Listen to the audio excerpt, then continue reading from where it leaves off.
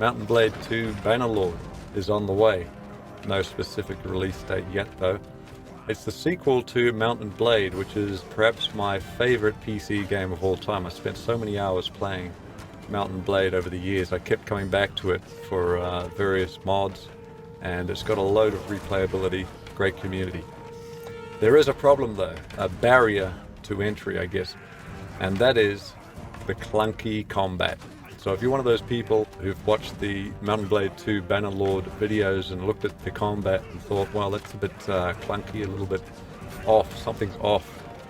In a normal game, you would expect that your controls generally do something right away. You have one button for this attack, one button for that attack. You have a cool little spin attack if you hold down this button and press that button. You know what I mean? But this system is unique. So, Mount & Blade 2 Bannerlord is going to share the same system as this game. Now, this is very dated. This is not Bannerlord, this is Mount & Blade Warband with no mods whatsoever, just native. You have 4 directions for your melee attacks, up, down, left, and right, and they're controlled with your mouse. So you move the mouse up to attack from the top, so it's a chop. Move the mouse down to thrust. Move the mouse to the right to swing from the right, and left to swing from the left. Now there are 2 stages to each of these attacks, so if you go around just clicking, you're not really holding the attacks, you're not timing the attacks with the movements of your character. There is no such thing as an instant attack in this game. Okay, so you need to click, hold, and then release when you're ready to attack. Click, hold, release when you're ready to attack. Don't just click, because that'll frustrate you and it'll feel very clunky. The next thing is that when you're next to an obstacle, okay, when you're next to an obstacle and you try to attack, look what happens. You get this, it's a bit clunky, I can't, okay? So understand that there is some basic physics in this game, so that when you swing and attack things that you can't actually attack through, this applies to friendly players as well, or NPCs, you can't attack through them, so you have to be aware of what's around you. Now the next thing is, I'll just show you the blocking. So blocking is the same as attacking. Okay, block or chop, block or thrust, left, right. Those are your blocks, okay? And that's your right mouse button.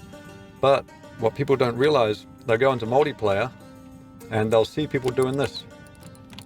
Feints, which are important. It is very off-putting, so you just need to understand the system and realize what's going on. It looks like they're spamming attacks, they're not, they're just feinting. See, what will happen is you'll get drawn in by somebody doing this and you won't know what to do, you won't know which direction to block, and then suddenly he'll just let one go at you and then he gets you. So that's something you can be easily put off by, and it makes people come away from the game thinking, wow, it's too clunky and it's spammy and it's ridiculous, it doesn't make any sense. But all that's really happening is he's just faking you out. And so you just need to have some basic understanding of the combat system in order to appreciate what's really going on there. You're not able to see and hear and feel everything that's going on like you might perhaps would in a real melee combat situation. So the simulation has to provide you with the information that you need. So it needs to be reasonably slow paced, and it needs to have these rigid animations where you can see exactly where you're being attacked from and recognize movements right away and react to them. So this is where the skill of the game comes into it. Now, if you didn't have such rigid animations and they were a lot quicker and they were a lot more immediate, then you would have a spam fest, okay, which is what every other melee system seems to produce. Okay, so I'll just do some sparring with this novice fighter and I'll show you what I mean with the blocking. So you can see exactly what direction he's attacking from, and I can just right click after choosing the direction. Now once you add feints in, then it gets a little bit harder, but for now, see how skill actually plays a role in this. Those clunky animations are actually what's helping me to know what's going on. If they weren't so clunky and rigid, I wouldn't be able to see so easily what he's doing and react to it.